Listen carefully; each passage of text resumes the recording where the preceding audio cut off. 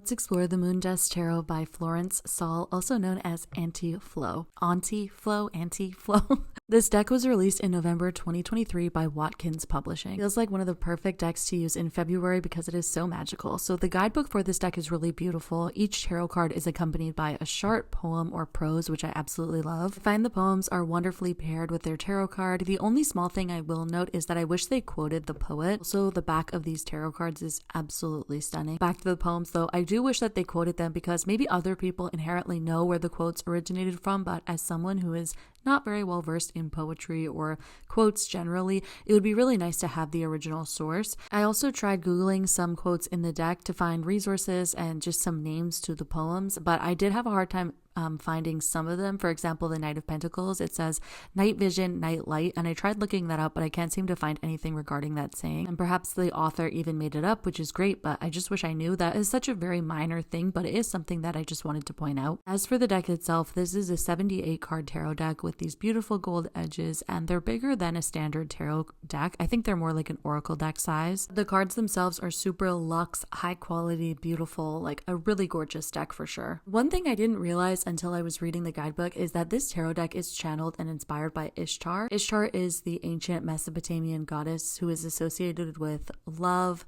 beauty, war, and fertility. This is only mentioned briefly in the guidebook, so I'm not exactly sure how the creator channeled this energy or how we can work with it any further in the deck. I wish it was expanded on more because I just think it's so interesting, and maybe even having like messages within the card descriptions to further share the wisdom and intention of having Ishtar be a part of this project. Or is this like a very private thing with the deck creator, which is fine too. I just wish that it said a little bit more about it. It's like they gave us this little taste saying that it's channeled with Ishtar, but then it's like we don't get to learn too much more about it. Maybe I'm just nosy though, let me know, because I do love when people channel deities or higher beings to create art. I just think that is like the coolest thing ever. So I'd love to have even more of that energy incorporated into the deck or the guidebook so that it was more prominent. But this tarot deck also does have a companion book. It's called the Moon Dust Dream Dictionary.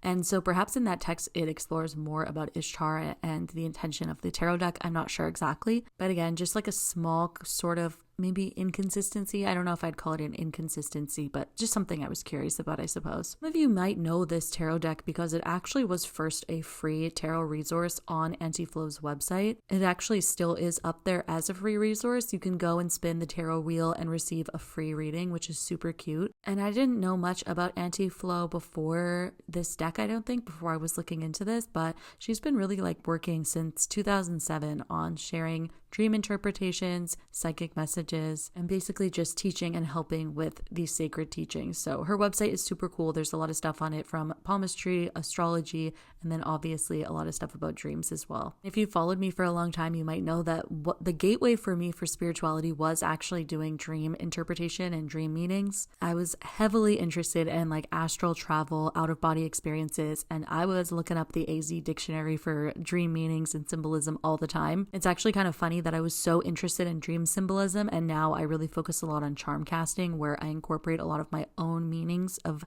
charm symbolism. It's kind of strange that it sort of led me to this place, and it's kind of where I started. I was just so fascinated by dream meanings. So Anti-Flow has an amazing selection of descriptions for, honestly, if you dream about anything. Like she has an entire A to Z catalog with things like looking up the meaning of dreaming of a castle, or dreaming about a magazine, a raft, having bad teeth in your dreams. Literally anything you can dream up. Her website probably has a free description of what it could mean. I just think it's so cool that she's gone ahead and shared so many free resources on her website for so long. I think that's incredibly admirable and an amazing thing to do for her community. And like I said, I hadn't heard of her before I checked out this deck, but I'll definitely be referencing her A to Z dream symbolism, dream dictionary. Let me know what you think about this deck. I know it has real people in it, and I know sometimes people are a little bit unsure about using decks with real people. I always love to hear from you and what you think about this deck, and is there any other decks that I should be checking out for February?